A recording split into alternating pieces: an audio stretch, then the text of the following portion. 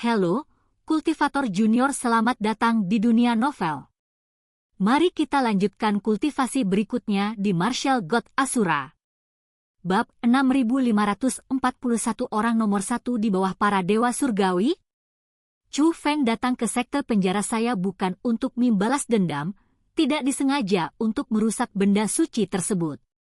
Namun di antara makhluk-makhluk langka dan menakjubkan di langit dan bumi yang ditangkap, ada orang-orang yang ingin dia selamatkan. Pada saat itu, seorang lelaki tua lainnya muncul di atas dunia susunan ini. Pria tua itu memiliki rambut seputih salju. Meskipun ia mengenakan jubah sekte penjara, ia tampak seperti seorang abadi, memberikan kesan bahwa ia tidak terpengaruh oleh urusan duniawi. Dia juga memancarkan aura dewa surgawi tingkat kelima. Orang ini bernama Dongfang Hansong. Dia adalah tokoh terkemuka di aliran sekte penjara kuno. Dongfang Hansong telah berada di sini sejak awal, tetapi terlepas dari semua yang telah terjadi, dia tidak mengucapkan sepatah kata pun, hanya mengamati dalam diam seperti seorang penonton. Bahkan ketika Baili Sukong menyarankan bahwa demi menyingkirkan Chu Feng, keselamatan Chen Hui, seorang jenius dari sekte penjara kuno, dapat diabaikan, dia tidak keberatan. Namun pada saat ini, dia mengalihkan pandangannya ke kehampaan yang luas. Baili Sukong, semua ini adalah perbuatanmu. Mereka bersikeras untuk mengabadikan objek-objek alam yang langka dan menakjubkan itu untuk digunakan sebagai media bagi manusia untuk berkultivasi. Itulah mengapa Chu Feng datang ke sini. Mendengar itu, Baili Sukong mendengus dingin. Terlepas dari apakah Chu Feng hanya mencoba menyelamatkan orang, fakta bahwa dia berani mengendalikan artefak suci sekte penjara saya sudah cukup untuk menjatuhkan hukuman mati.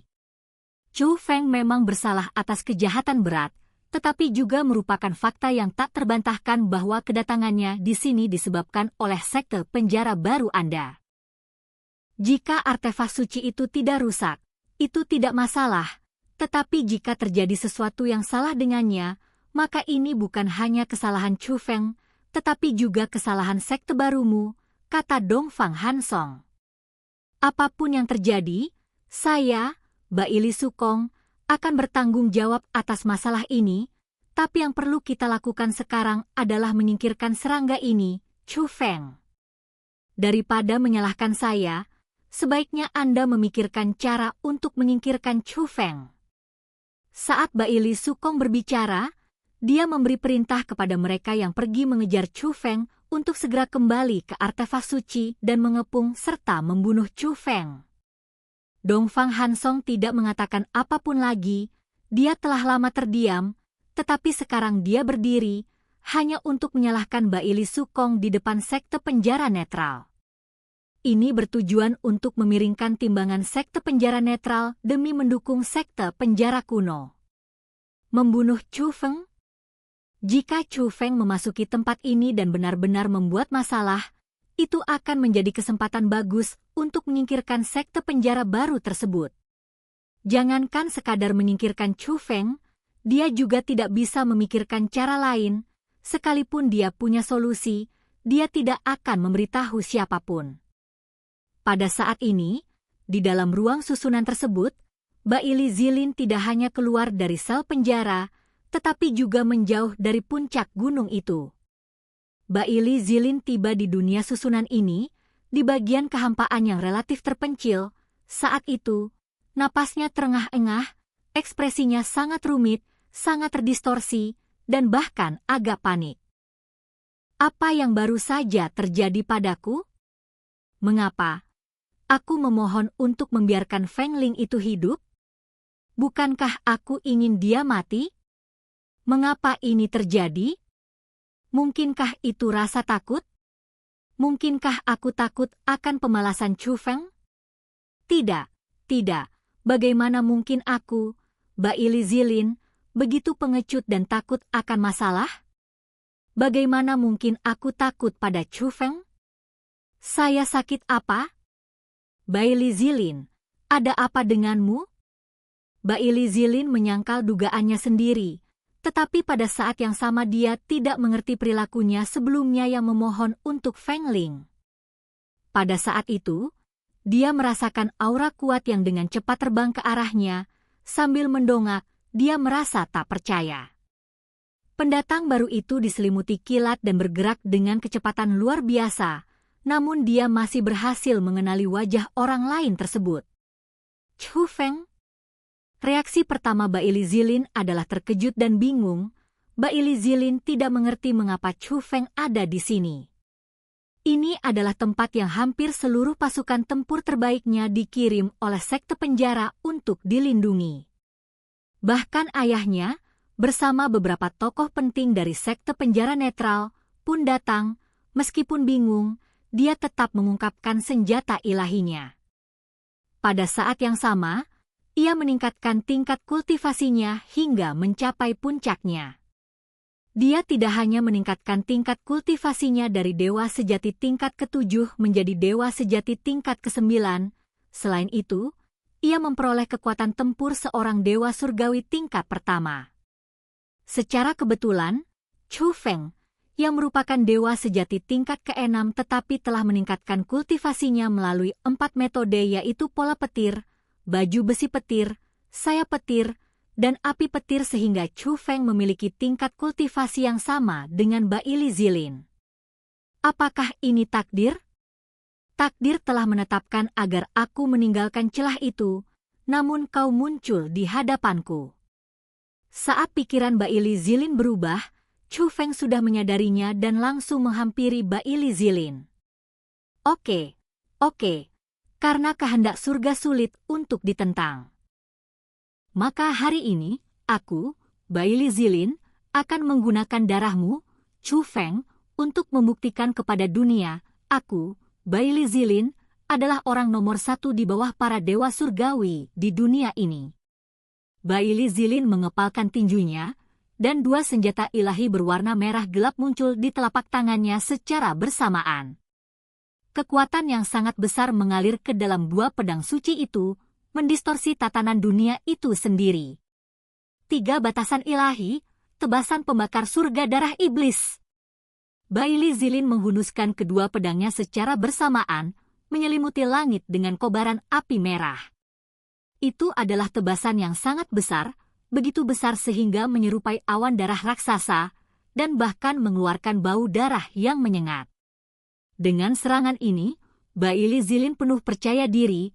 Dia telah berlatih seni bela diri terlarang ini selama bertahun-tahun. Baru-baru ini Baili Zilin berhasil menguasainya, oleh karena itu, dia tahu bahwa serangan ini tidak hanya sangat kuat, tetapi juga sangat cepat. Pada jarak sejauh itu, Chu Feng pasti akan mati.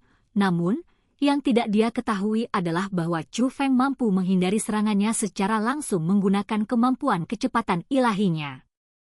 Namun Chu Feng tidak menunjukkan niat untuk menghindar, sebaliknya, dia menggenggam senjata suci, pedang petir api, di tangannya. Tidak ada fluktuasi kekuatan bela diri, dia tidak berniat menggunakan teknik bela diri. Apakah dia ingin mengandalkan senjata ilahinya untuk menahan 3 tingkat pembatasan ilahi milikku? Tindakan Chu Feng membingungkan Baili Zilin. Secara logika, ini seharusnya menjadi hal yang baik bagi Baili Zilin, namun, Baili Zilin sangat tidak senang, jadi dia mulai berteriak sekeras-kerasnya. Chu Feng, apakah kau meremehkan kemampuan bela diri saya? Beraninya kau meremehkan kemampuan bela diri saya? Saat Baili Zilin meraung, Chu Feng menebas dengan pedang petir apinya.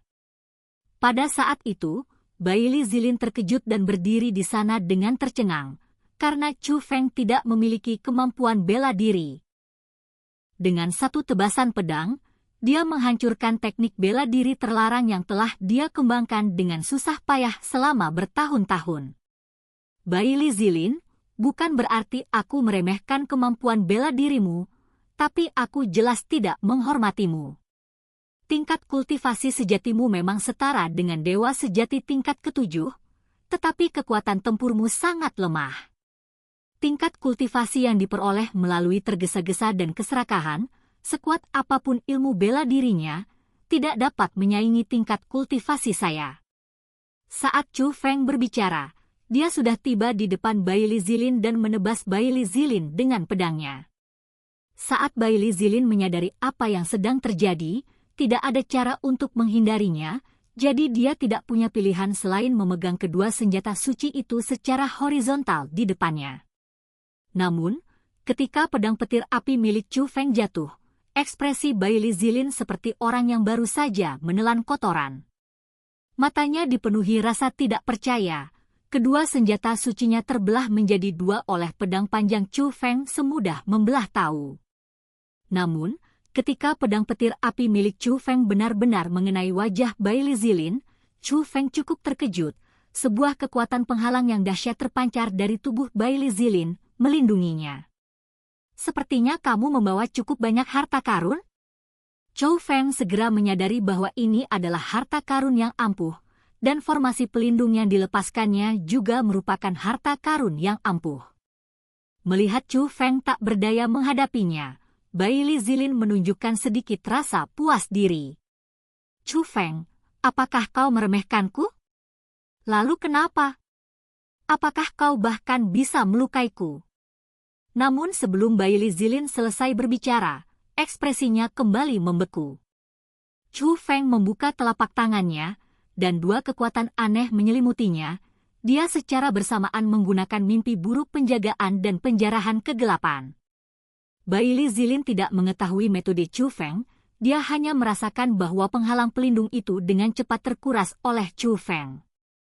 Pada saat yang sama, ada hal lain yang juga diambil oleh Chu Feng, namun dia tidak bisa menjelaskan dengan tepat apa itu. Singkatnya, itu adalah sesuatu yang sangat penting.